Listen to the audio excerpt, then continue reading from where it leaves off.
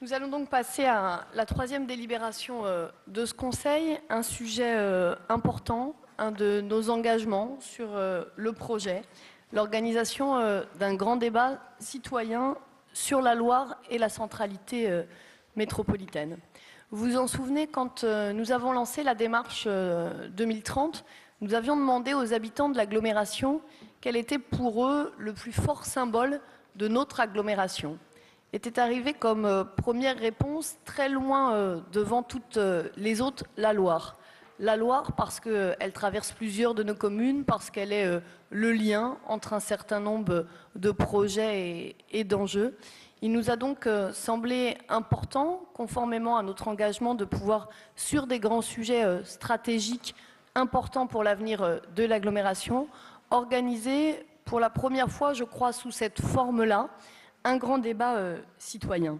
Nous avions demandé au Conseil de développement de pouvoir travailler sur un rapport qui allait nous aider à organiser le débat public. Qui dit une démarche de coproduction, une démarche de concertation citoyenne innovante, dit une exigence en termes de méthodologie, de règles du jeu, de clarté, pour que le cadre du débat soit posé en transparence et connu de tous.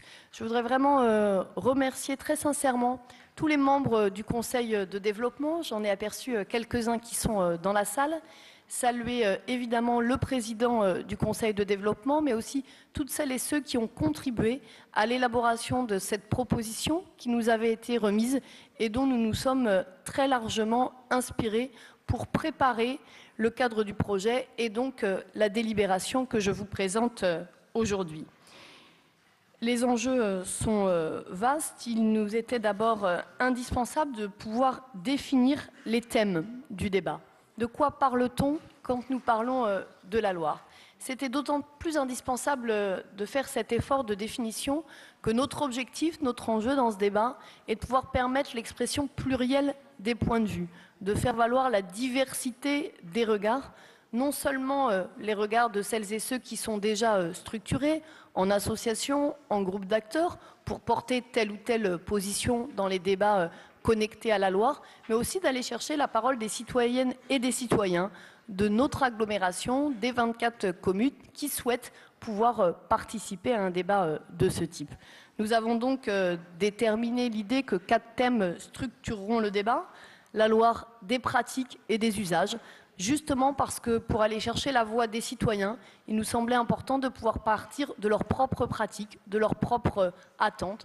Est-ce que demain on pourra faire le tour de la Loire en vélo? Est-ce que demain les rives de Loire doivent être un lieu de loisirs, un lieu culturel? Est-ce que demain les rives de Loire doivent être un lieu d'éducation à la biodiversité? Autant de questions où nous avons décidé de partir des attentes en termes d'usage des habitants. La deuxième entrée sur le débat, c'est la question de la Loire comme espace économique et comme espace écologique. C'est bien là un des enjeux du débat, à la fois les enjeux d'activité, de développement d'activité sur la Loire et à côté sont nombreux, et en même temps c'est un patrimoine naturel exceptionnel, sans doute un des plus précieux que nous avons au sein de notre agglomération. Nous avons donc décidé d'en faire la deuxième orientation du débat. La troisième, c'est la question de la Loire, de la mobilité et des franchissements. Évidemment, un sujet important dans ce débat, mais pas un sujet exclusif. Et puis enfin, la Loire, autour des questions de qualité urbaine et de cœur métropolitain. Je rappelle que le potentiel d'hectares disponibles aujourd'hui autour de la Loire a été identifié à près de 200 hectares. C'est assez rare pour une grande métropole en France d'avoir aujourd'hui un tel potentiel devant elle. C'est à la fois une vraie chance pour nous et en même temps une vraie responsabilité. Comment nous prenons le temps de choisir la destination de ce potentiel qui est aujourd'hui disponible. Le deuxième enjeu dans l'organisation de ce débat était de pouvoir en fixer les grands principes et le cadre. Les grands principes, c'est d'abord la transparence, c'est d'abord la pluralité.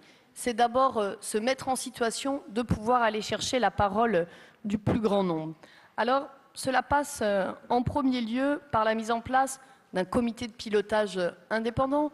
Je sais que le Conseil de développement serait attaché à ce qu'on fasse évoluer cette appellation autour du davantage du mot de commission du débat. Je n'y suis personnellement pas opposée du tout. Je pense qu'il faut que nous puissions continuer à en échanger. Sur le fond, l'instance du comité de pilotage indépendant doit permettre d'assurer les conditions de neutralité et d'expression du débat. Il a donc été proposé que ce comité de pilotage soit constitué par 8 personnes, 3 élus représentants de nos collectivités, et puis 5 personnes de la société civile. Et pour la plus grande transparence, je vais dire un mot sur la manière dont nous entendons proposer ces 5 personnes. Il a été demandé à chacun des groupes politiques qui constituent notre Assemblée de pouvoir faire 2 propositions, en étant évidemment attentif à la fois aux questions de parité, mais surtout au niveau de compétences et d'engagement des personnalités qualifiées sur ce sujet, parce que de la bonne marche du comité de pilotage du débat dépendra aussi la qualité des mois de travail que nous aurons à partager.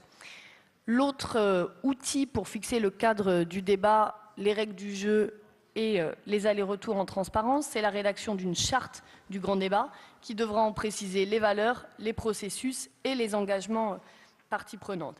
Et puis enfin, le dernier élément qui me semble important à préciser, qui est dans la délibération, c'est que nous proposons de solliciter Laurent pour fournir, y compris au comité de pilotage indépendant, un document socle qui doit nous permettre de rappeler que nous ne partons pas de rien, que d'abord un certain nombre d'éléments objectifs, sociologiques, démographiques, économiques, écologiques existent, qu'il est important que les uns et les autres puissent avoir ce niveau d'information, qu'un certain nombre d'études ont également été réalisées à l'échelle de la métropole et qu'il est important de verser le contenu de ces études au débat, parce que si on veut un débat citoyen de qualité, le niveau d'information, la qualification de celles et ceux qui pourront prendre au débat est un élément nécessaire pour la condition de cet engagement. Enfin, évidemment, un certain nombre de moyens techniques, d'ingénierie dédiés au débat. C'est à la fois un site internet, c'est à la fois un recours particulièrement attentif à l'utilisation des outils numériques parce que nous pensons que c'est un des leviers pour aller chercher un plus grand nombre de contributeurs et d'acteurs. De ce point de vue, l'expérience de la démarche Nantes 2030 nous a montré que c'était effectivement un outil intéressant. Et puis, plusieurs étapes d'ores et déjà identifiées dans ce grand débat. Octobre, le temps de l'information et des règles du jeu pour participer.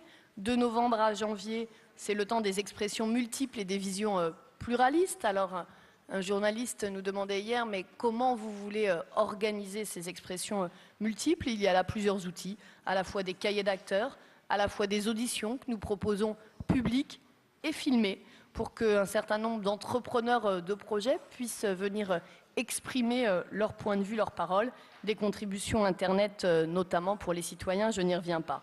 Ensuite, le troisième temps du débat, ce sera le moment des débats délibératifs et de la production d'avis citoyens et d'experts.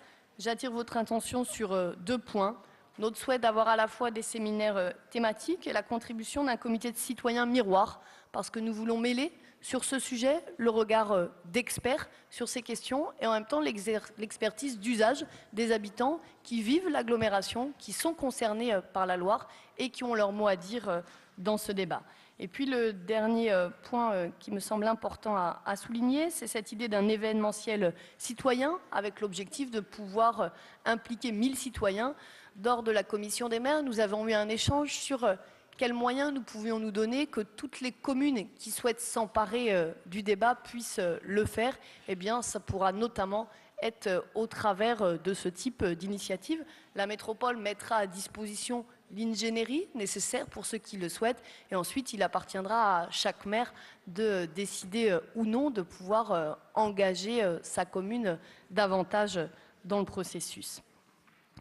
Juste un mot pour expliquer le débouché du débat. Je crois que c'est extrêmement important là aussi d'être clair parce que quand des citoyennes, des citoyens vont accepter de prendre du temps sur leur vie personnelle, sur leur vie familiale pour venir participer au débat, la transparence sur le rendu de leurs paroles, le moment de la prise de décision est absolument impératif. Nous précisons donc que le débat doit se clôturer pour un rapport final au mois d'avril et que ce rapport final donnera lieu à une synthèse qui sera remise au Conseil communautaire, à l'exécutif métropolitain de juin 2015. À cette étape du processus, il appartiendra donc aux élus que nous sommes de prendre les arbitrages, les décisions nécessaires, après avoir pris ce temps important, innovant, d'un grand débat citoyen sur un sujet qui est, et je terminerai par là, à la fois un sujet stratégique pour l'avenir de notre agglomération, mais aussi un sujet du quotidien pour un grand nombre d'habitants. Merci.